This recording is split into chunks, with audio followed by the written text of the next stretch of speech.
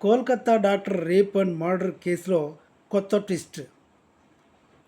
Mamata Banerjee road మీదకి వచ్చింది న్యాయం కావాలని. న్యాయం చేయడానికి ఎవరున్నారు? ఆమె ఏమన్నా వేరే రాష్ట్రంలో ఉందా? ఆమె రాష్ట్రంలోనే, ఆమె మేనల్లుడు నిర్వహించే ఓ హాస్పిటల్లోనే ఆమె ముఖ్యమంత్రి, ఆమె హోమ్ మినిస్టరు, ఆమె హెల్త్ మినిస్టర్ కూడా. కానీ న్యాయం జరగాలి అని రోడ్డు మీదకి వచ్చింది. ఎందుకు వచ్చింది అంటే వాళ్ళ బంధువైన మేనల్లుడు ఈ పిక్చర్లో ఆర్టిస్ట్గా ఉన్నాడు.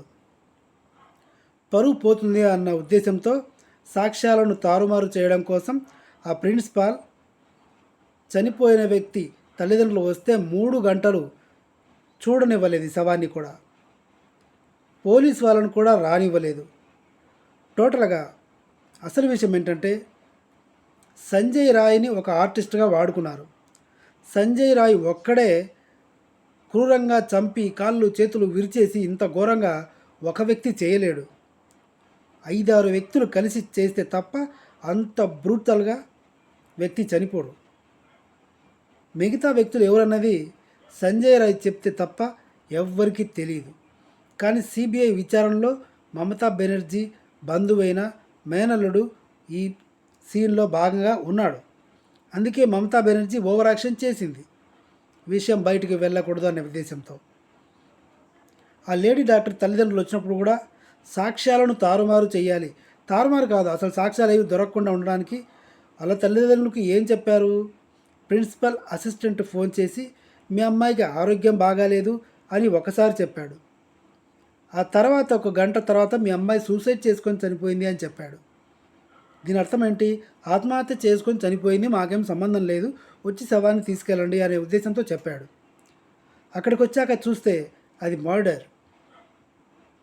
సగభాగం బట్టలు లేవు, ప్రైవేట్ అంత చిత్రమైపోయింది శరీరం అంతా.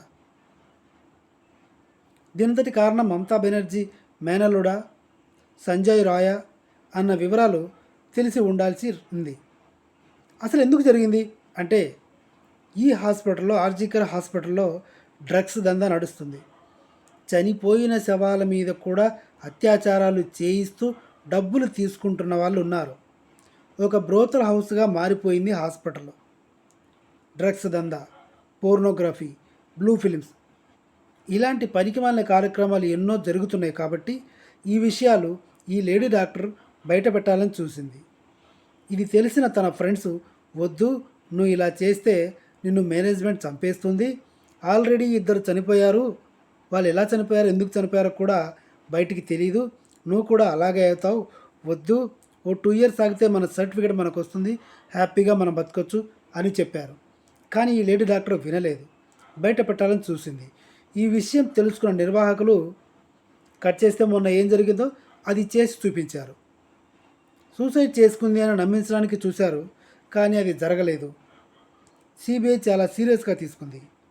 సుప్రీంకోర్టు కూడా చాలా సీరియస్గా తీసుకొని ప్రశ్నల వర్షం కురిపిస్తుంది. Thank you. ఈ వీడియోకి ఇంతే.